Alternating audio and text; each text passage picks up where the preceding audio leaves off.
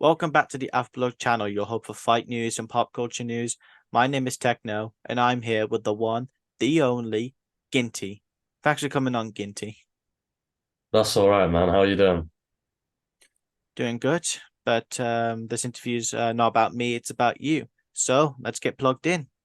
But first, we would like to thank today's sponsor, Intelligent Labs. Intelligent Labs use scientifically advanced formulas to create essential nutrients in the most absorbable forms. They take care of potency, quality, and science so you can take control of your own health. They're gluten free, allergen free, non GMO. They use bioavailable vitamins and have no artificial colors or flavors.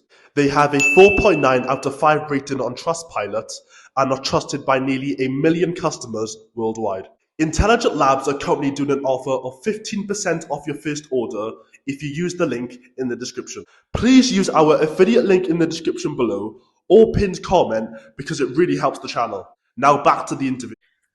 What inspired you to get into influencer boxing, or just boxing in general?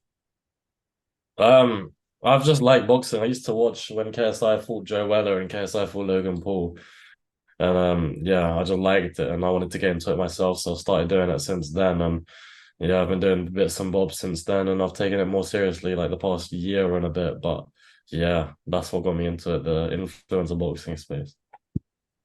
So KSI Joe Weller was your main inspiration then? Yeah, I think so.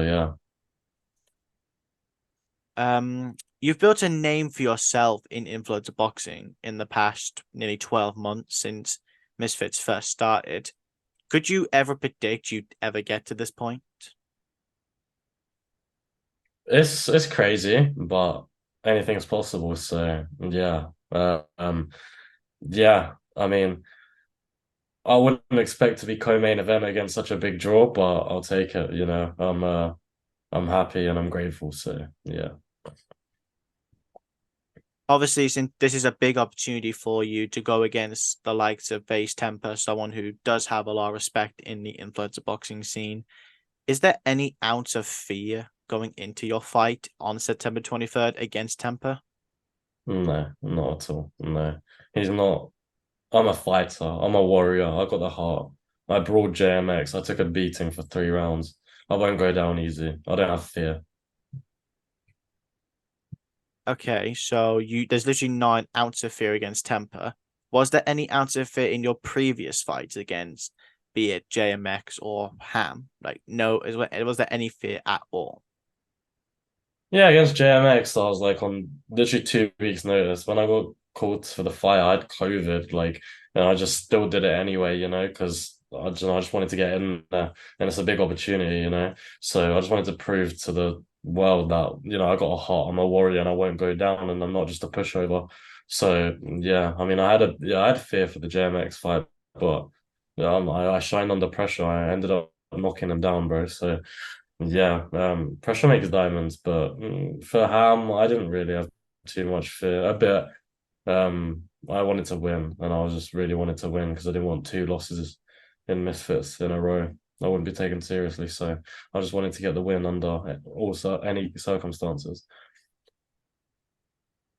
So you consider yourself a warrior, like you went against JMX, took a beating, and then you went against Ham, like who is a well-respected name as well, since he did fight on the first KSI Logan Paul card. So you have Mm. built a bit of a bit good resume for yourself. But Yeah. obviously, like it's good to have a nice resume to get big opportunities like you have against Temper after your decision against Ham. Unfortunately, a lot of people were a bit disappointed with your fight against Ham, saying it was boring, like yada yada. Like, are you going into this Phase Temper fight with a different game plan to the Ham fight? Because I don't think you'd want to have like a boring reputation in the influence boxing community. No, I'm here to prove to people I'm not boring and I will throw and I can throw and I will. Yeah, I'm here to make a statement. I'm not a boring fighter.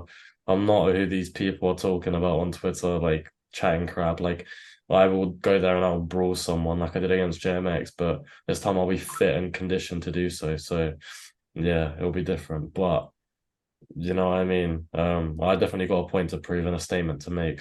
So yeah, that's what I've got to do. let's look at it like let's look at this little scenario. Say now, September 23rd, you get your hand raised by the ref and you've won the fight. What's next for yourself? Pineda. I You want to want fight the Pineda. GOAT. I You want want to to fight fight the the GOAT. GOAT. I want to fight the GOAT. Yes. Would you do it? Would you do a 1v1 or would you be up for a tag team event against with him and B Dave against you and anybody that would make sense? What would interest you more? I'll take him. Let me have the GOAT to myself. I'll take him 1v1. I'll do tag team also. I'd mess up B Dave and Pineda differently. I'd F them up, man. But yeah, either way. But I prefer to do 1v1 the GOAT, you know. Ginty versus Pineda, the GOAT. Love to see that. Like that would be sick. So out of everybody that you have fought against, who would you say you fought against or you've trained against? Who would you say has hit you the hardest? That made you think, oh my god, this guy actually hits very hard. Because you have said in the past that JMX like didn't hit very hard. Like, but would you say that's changed since then, or has someone hit you way harder than JMX did? Mm. I don't know. JMX hits hard. Like, I don't know. I don't really. It was like nearly a year ago, but I remember him hitting fairly hard, to be fair. But I don't know. I'm just a dog. Like, honestly, I'll take anyone's bangs, really. So, yeah. Yeah, I don't think there's anyone. I don't know. I don't know, man. I don't know. Obviously, you've mentioned the GOAT, Luis Alcaraz Pineda, for someone you want to fight in the future, be it 1v1 or a tag team. Is there anybody else in the influencer boxing scene that you're eyeing up for a potential fight? Um, maybe DK Money, maybe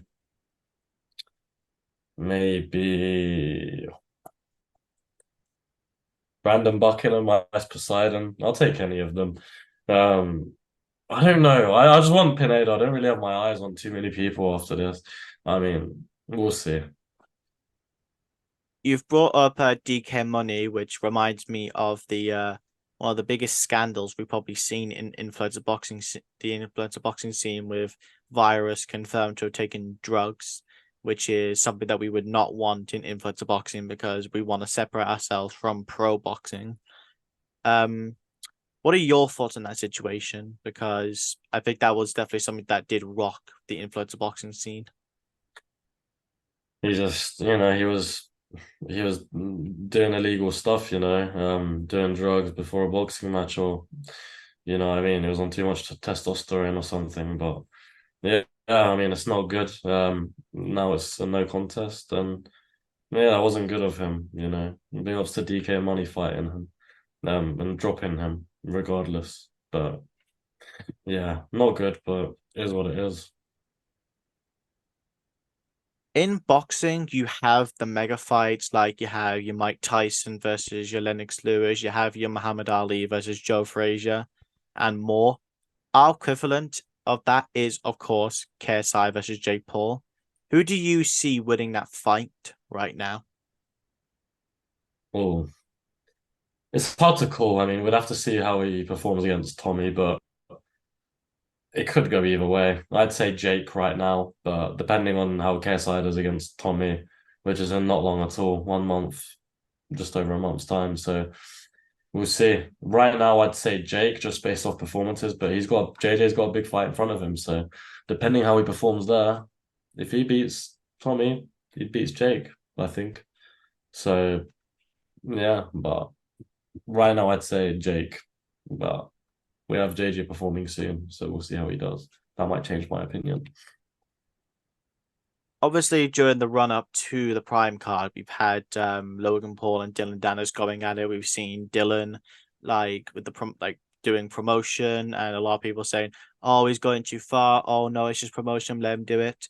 Like, do you think it's getting to a point where he is going a bit too far, or do you think it's fair game? I think it's a bit mad, yeah. I think it is a bit too far, but that guy's crazy. He'll do anything, and he's just crazy, isn't he? So yeah, it is a bit too far. I don't necessarily agree with it, but I guess the people are loving it. It's getting the fight hyped up. So who am I to talk? It is what it is. Obviously, since you fought JMX, you fought Halal Ham, you fought quite OGs in the influencer boxing scene, and once you are quite good, because we've seen Ham do quite well against Zuckles in his last fight on Misfits 07, and JMX did beat you, but unfortunately did lose to Le'Veon Bell. Is there anybody else that from the OG influencer boxing scene that you'd want to fight? Because there's some names that could be thrown around, like Raka Raka for one. Is there anybody I'd else beat Joe. that's interested? I'd beat Joe Weller. I'd I'd fight. I'm trying to think who else was on the thing that's my weight. Um,